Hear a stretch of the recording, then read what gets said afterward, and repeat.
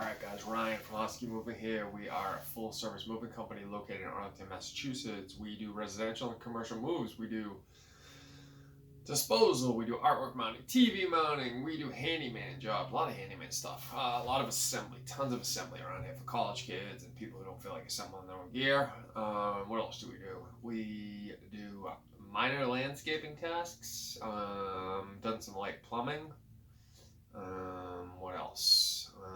If it involves a home, we try to get it done. What I want to talk to you guys about is getting comfortable with the sound of people walking away from you. Not always my strong suit, and I feel like human beings in general have a hard time with conflict oftentimes because they want to be liked. I want to get you guys in the mind frame of being liked has nothing to do with your business. You're there to provide a service, and the goal is that within doing that service you can be liked, hopefully, and people can admire you and respect you and blah blah blah. But the reason why you're there is to provide a service for someone. So we get a ton of calls from people, and as we've raised our rates, the people are obviously, as a general rule, less likely to sign on quickly the more expensive you are. If they find a really cheap rate, the vast majority of people are going to be like, I want it. If you're on the more expensive range, the tendency is there's going to be a certain percentage of people that is going to push back. There's going to be some other people that are going to like you because you're more expensive, because to them it signifies certain things, whether that be professionalism, a part of their lifestyle. They want to be surrounding themselves with high-end stuff, and so if they value as someone who's high-end, they're willing to sign on. But the reason I'm making this video is because I get a lot of phone calls, and I got one, or text message, excuse me. I got one yesterday. It was from a furniture stager that I've never met before. She is a friend of a friend and somehow knows of me. I'm not sure how. I'm guessing through social media and from talking to her friend. And she contacted me, and she has a staging move coming up. And she asked me if I was available, and I told her I was. And I told her what the way we charge. And she came back with something along the lines of that was more expensive than I thought it was going to be, and I have another mover that I work with, and I'll probably just wind up using them. So I just sent her back a one-line text message saying, I don't even remember what it said, something along the lines of good luck with the move, or I'm glad you have someone else and good luck with the move, something like that. So the point of this is there was no explaining. There wasn't any kind of like explaining on my part. There wasn't any kind of like apology or like trying to get her to like reconsider by dropping prices, or trying to get her to reconsider by talking to her about like blah blah blah. I laid out the pricing. She said she had a better option for her, and I let her walk. I don't want to jinx myself, but I can almost guarantee you a couple days from now I'll get a text message from her, some version of, my other guy isn't available, I've reconsidered, something like those lines. My guess would be, and I don't know this to be facts, my guess would be the other guy she has available either A, doesn't exist, B, is unreliable.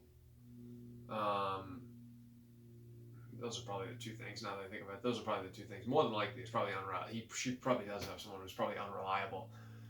The reason I mention this is not because I want to call her out or call her a liar or anything, but just logically, if you think about it, if she had someone else she was really happy with, she would be using that person, obviously, more than likely, right? She'd want to work with that person, and if, she needed it done on a Tuesday afternoon and he couldn't get there on Tuesday, she probably would just restructure it so he could do it on Wednesday, or whatever the case may be.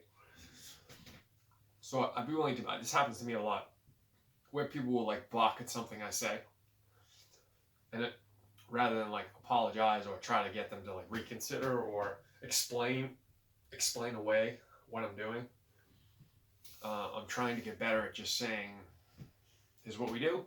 Take it or leave it. Send. And so what I've found is that when you do that, more often than not, what will wind up happening will be there'll be some initial pushback. I'll say, these are our rates. They'll say, oh, I have someone else. And I think the expectation is that you're going to like run after them and try to chase them and be like, all right, well, you know, what are they doing? I can do it for their product cost, or I can drop it 20%, or I can drop the truck charge, or whatever the case may be. And when you don't do that, you just say, okay, good luck. It sends a very strong message about how you value yourself and your services. And also, the other thing would be, you got to be hyper aware of the fact that while you hopefully value yourself very highly, and I hope that you do, you're also not the only moving company on the planet. There are countless moving companies on the planet, some of whom are terrible, some of whom are amazing. You need to understand that you're not the only good person on the planet, and more importantly, just because you're really good at something, it doesn't mean you're the best option for that person. Now, I think I'm the best in the world at what I do because I'm arrogant, but there are people that are better suited to do moves for certain people than I am, due to the way I work, personality conflicts, morals, what I hold to be important versus what someone else might hold to be important. So all of these things mean that there could be better options for someone. So in that circumstance, that was my way of saying, hey, if you got a better option, go do your thing. More power to you. I've laid out what I do. You have someone else and you know what they do, and you're going to it to them. More power to you. Go do your thing. Again, just it sends a strong message of like, I believe in what I do. I don't, I'm not discounting what you're telling me the other people are doing. And I'm glad that you have that option available to you. And good luck to you. I hope you have a great move. It goes without saying that a lot of times when you do that, you won't hear back from a certain percentage of the population. I can tell you, I wouldn't begin to guess at what the actual number is, but I get a ton of people that I will tell them some version of something, and they'll tell me they don't like what I'm telling them. And they go, okay, we're going to go in another direction. And I go, okay. And then a day and a half later or 2 days later, it happens all the time. They text me back and they're like, hey, we changed our mind. Or, hey, the other guy isn't available. Or, hey, we've decided that maybe the way that you value yourself, we should value that too. And maybe it isn't just about the lowest cost. Maybe there are other things that we need to factor in and be willing to pay for, and blah, blah, blah. So just get used to being having those conversations where you encourage people to walk away. Like, if you go into it with a mind frame of, I don't know what's best for you, you know what's best for you. If you decide to use me, great, and I will help you figure out whatever you need to do. I will help you get that done. But if you decide to go in a different direction, I will also help you go in that different direction and encourage you to go in that different direction and give you the thumbs up for going in that direction, and not take it personally. Those are the type of people that, rather than running away from you, they're more likely to actually run towards you. And again, a lot of life and business stuff is you got to do what's counterintuitive. You always think it's best to like pull. It's actually not. It's best to just say, hey, I get it. Do your thing. Let me know if you change your mind.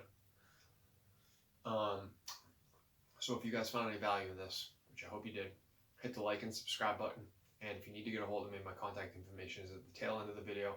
Ryan from Husky Moving, email address and website, huskymoving.com, are at the end of the video. All right, guys, thanks for listening. I appreciate it as always.